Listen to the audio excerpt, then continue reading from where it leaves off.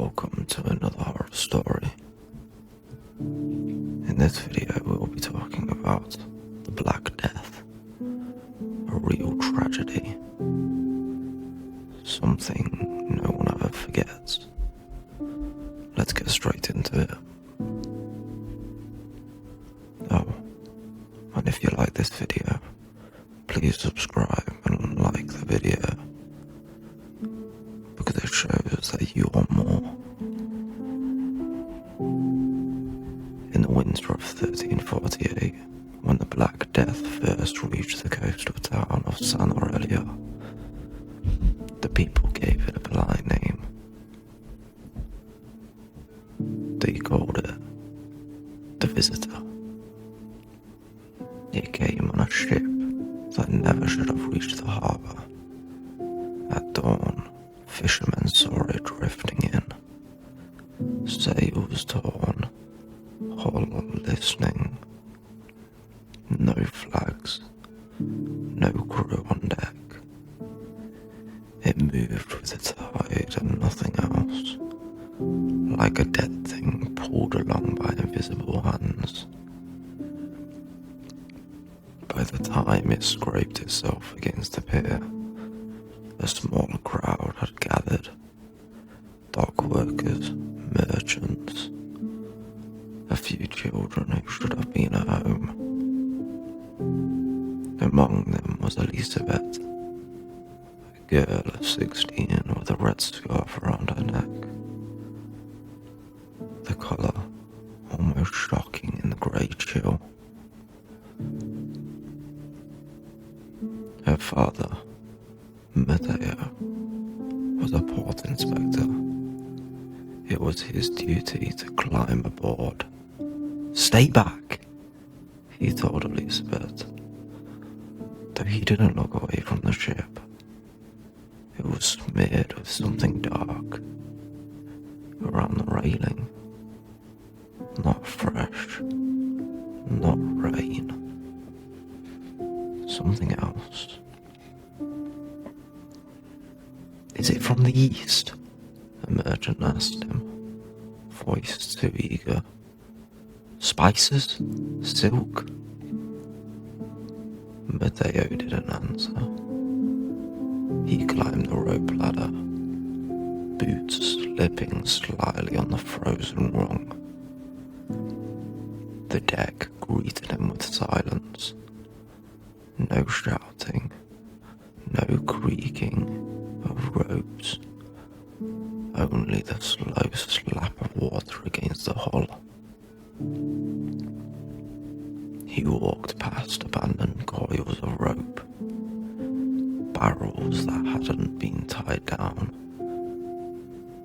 crates with their lids askew. He found the first body near the main mast. The man was crumpled as though he'd simply sat down and never stood up again. His skin was a dull, waxen colour, lips slightly parted. The dark swelling bulged at the side of his neck, distorting his features.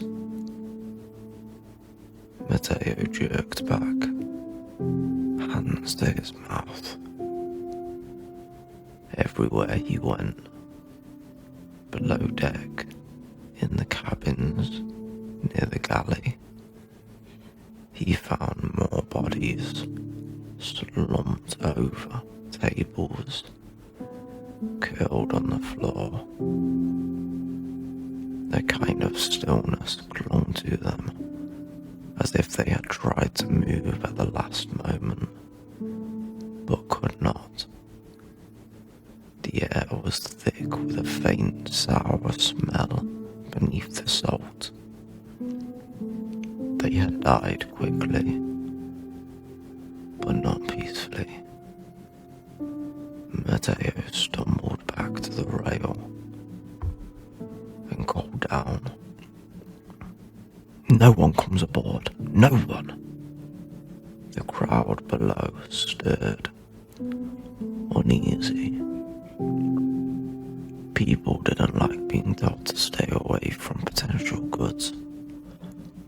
What happened? Someone called. Disease, Mateo shouted. The world felt useless and small. He sealed the ship as best as he could. He ordered it watched, forbidden. He wrote a report that evening with numb fingers, his ink blotting as the candle guttered low. He described the bodies, the swellings, the strange smell. He ordered the harbour closed to foreign ships until they knew more. The next morning, the first person in San Aurelio fell ill. Not a sailor, not a dock worker, Elizabeth. It began as a favour. She woke in the night with her hair damp against the pillow, and the feeling that the walls of her room were breathing too fast. In, out, in and out, as if the plaster lungs would burst. A shadow sat at the foot of her bed. For a moment, she thought it was her father, but it was too tall, too thin. She squeezed her eyes shut. When she opened them again, it was gone. She told herself she'd been dreaming. She drank water. She pulled the blanket to her chin. Her throat felt like she'd swallowed smoke. By morning, her skin burned. Her father sent for the physician. The man arrived with a leather satchel that smelled of vinegar and herbs. He pressed his hand to her forehead, frowned, checked her pulse. When she coughed, he flinched. Has she been near the ship? He asked low. No, Mateo lied. Elizabeth had stood on the fire, close enough to smell the scent of tar and salt and something else wafting from the ghost ship's hull. The physician pulled down the edge of the blanket. Elizabeth's neck was bare, pale, no swelling, no mark, not yet. Keep her away from others, he said. I'll send a tonic. He left quickly. Too quickly. That afternoon, 2 dock workers fell ill. That evening, the woman who ran the bakery collapsed behind her counter. By nightfall, the bells of the church tolled once, twice, 3 times, for 3 fresh dead brought in from the outskirts of town. They began to say the visitor had slipped off the ship and walked the streets. On the second night of her illness, Elizabeth dreamed of the ship. She stood on its deck, barefoot, cold but not wet, and each step sounded too loud, echoing into a vast emptiness where there should have been sky. The horizon was gone. Instead, a grey curtain surrounded the ship on every side, as if it sailed in a world of fog and bone-coloured air. The bodies were gone. Everything was gone, except a single figure standing at the bow. It wore a cloak that might have once been black, but faded into a tired charcoal, edges frayed as though worn down by touching too many doors, too many bedsides. When it turned, Elizabeth saw that it had no face. Not exactly where a face should be. There was a smooth, pale skin, as blank as old parchment. But as she stared, shapes pressed up from beneath it.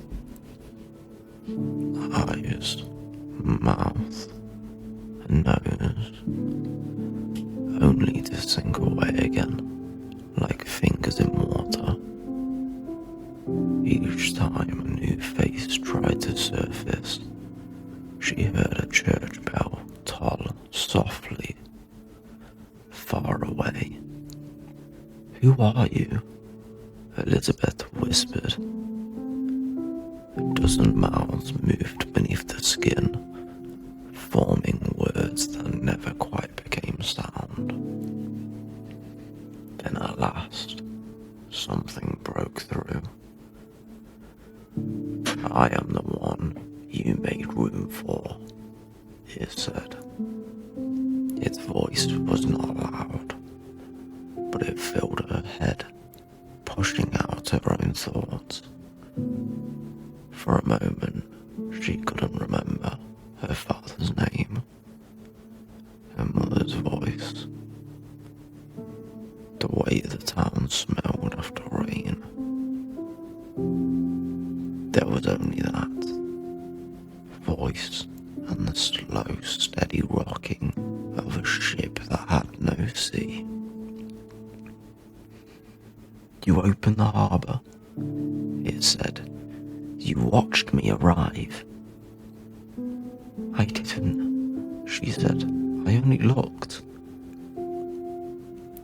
It tilted its not face. "That is all it takes."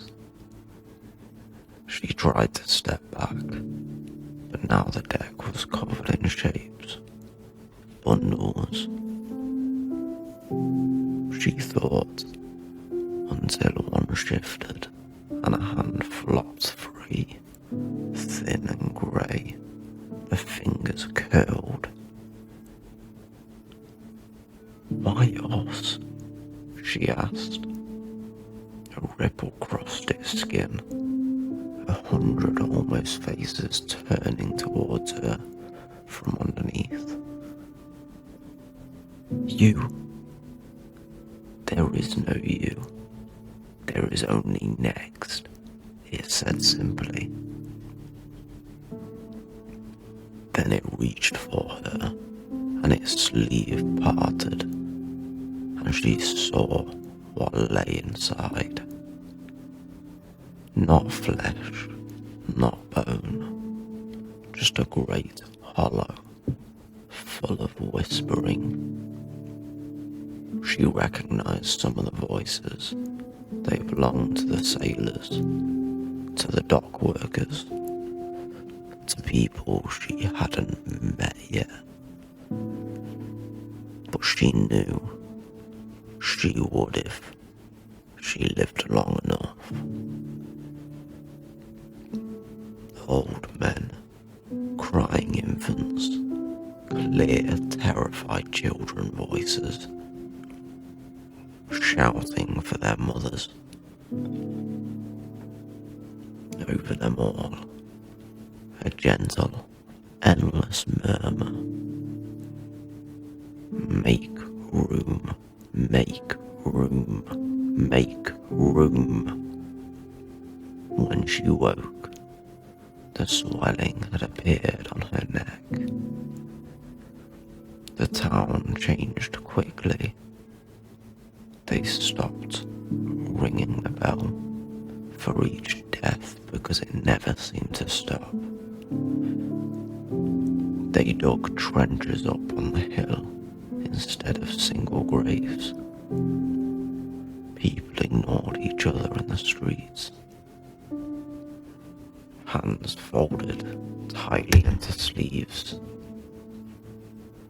Doors that had once been left open for neighbours were barred with beams of wood. The word plague was whispered, then spoken, then shouted. They nailed scraps of parchment. The doors where people had fallen ill. Crude signs painted with dark circles. No one visited those houses anymore. Not even the priest, who now refused to take confessions in person. One evening, Matteo returned from carrying bodies to the hill and found another mark on his own door. This one wasn't ink. It was dark, soft, bruising smudged, as though thin fingers had pressed there and lingered a moment too long. He scrubbed it until his knuckles split. Inside, his daughter's fever burned higher. Elizabeth's world shrank to the bed, the window, and the shifting shadows in the corner of her vision. She saw faces there sometimes, dissolving when she tried to focus.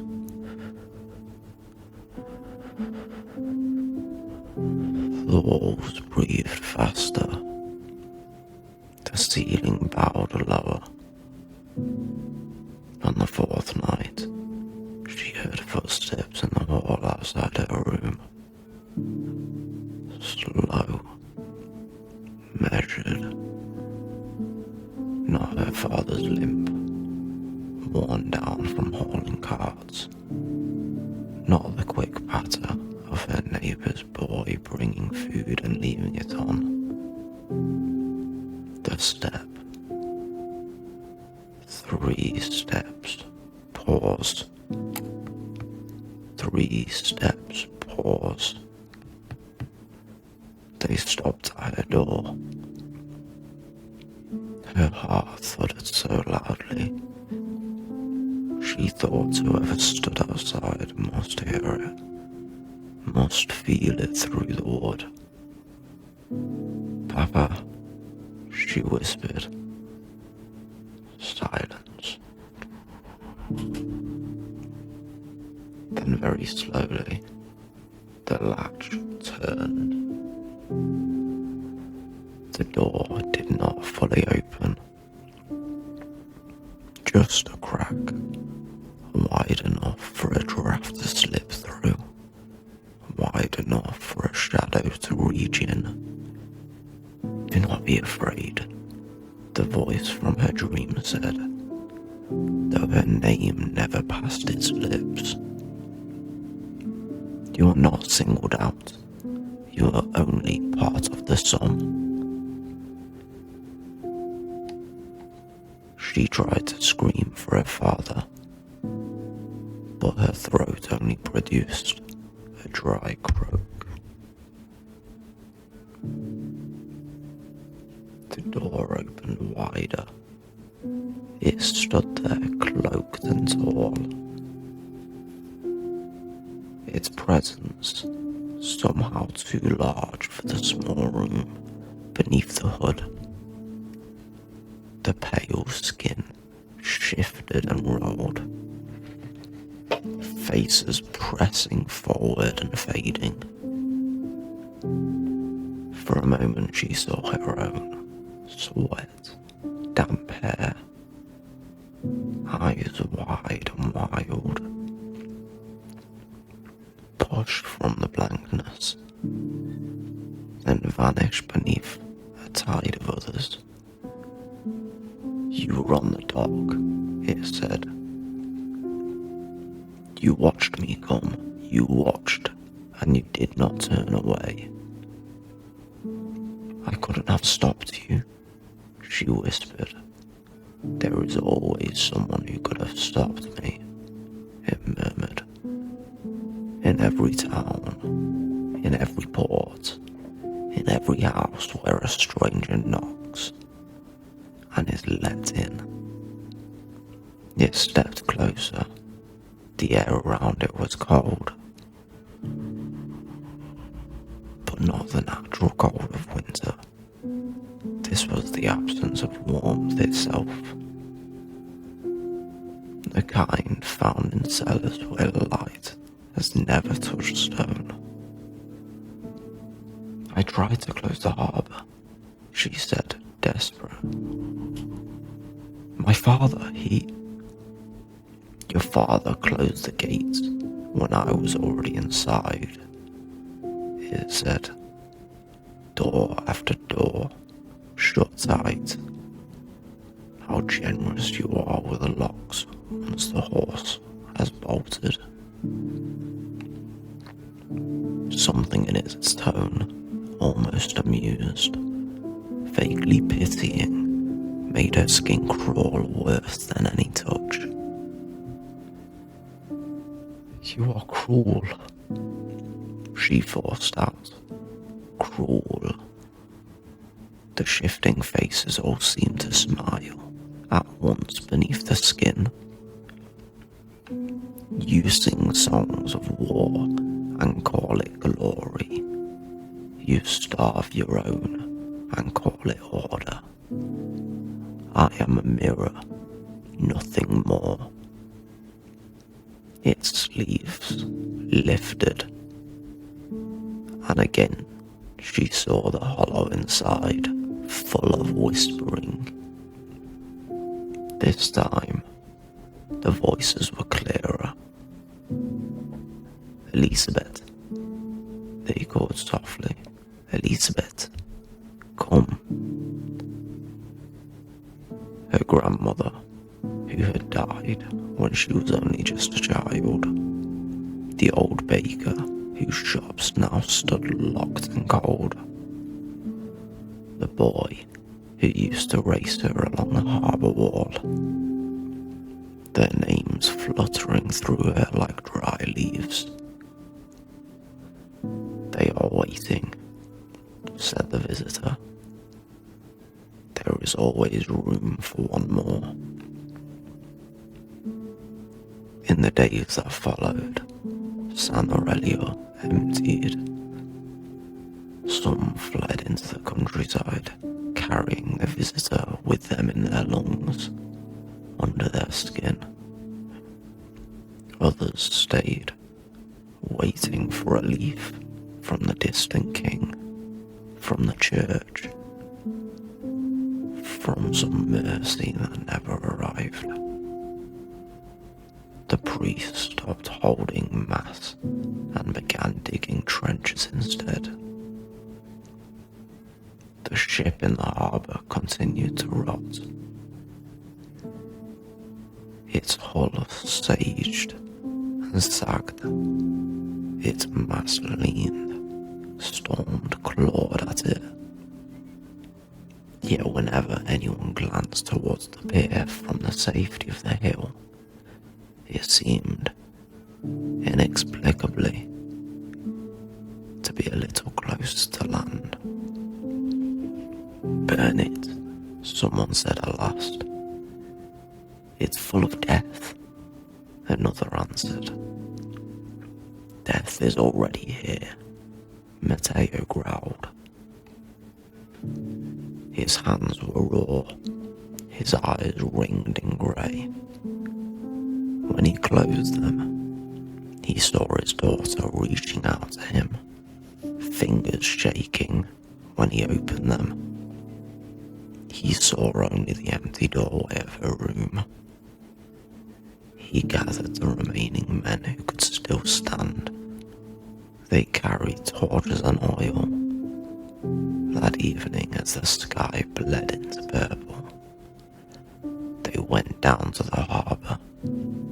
The stench met them halfway.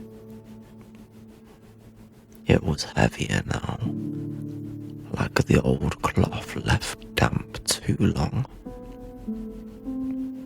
Rats skittered along the rope and vanished into cracks. The men boarded the ship, sloshed oil on the decks into the hold. Against the warmed planks of the cabin. Ready? Matteo asked. They nodded, though no one looked at him for long. He touched the flame of his torch to the oil. Fire took gladly. It spread in quick fingers, licking at wood, at old cloth, at ropes slick with salt. The men retreated to the dock, watching as the ship crackled and flared, sparks leaping into the darkening sky. As the flames climbed, something strange happened. For a moment, just for a moment, the fire stopped moving. It froze in place, a sculpted wave of orange and gold. The smoke hung in the air as though someone had drawn it in their ink. The crackling ceased. The waves against the hull went silent. The world held its breath. On the burning deck, a single figure appeared. It stood at the bow, cloaked and still, its edges flickering with the fire as though light itself could not decide whether to touch it. From the dock, the men could not see its face, but they felt its attention settled over them, cold and heavy. Do you think this vessel binds me? The voice came, not into their ears, but into their bones. I rowed this ship to your shore because you built it. I rode your trade, your hunger for cloth and spice and coin. I rode your greed. Matteo staggered back, the torch slipping from his hand and clattering to the stone. You cannot burn what you are, the visitor said. Then the fire roared back to life, louder than before, as if making up for that held breath. The ship blazed, shattered and slowly sank, charred pieces hissing into the water. The figure did not sink with it. When the men looked up, shaking, it was gone. That night, the bells of the church rang again, long and low, not for any single dead, but for the town itself. Years passed. San Aurelio never fully recovered. The plague burned through, as all fires do, leaving behind empty houses.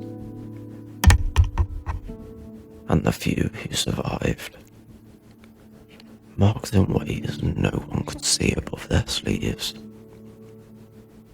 Children grew up playing in the streets where windows stayed shuttered for no good reason, where people avoided the pier even when the fish were plentiful.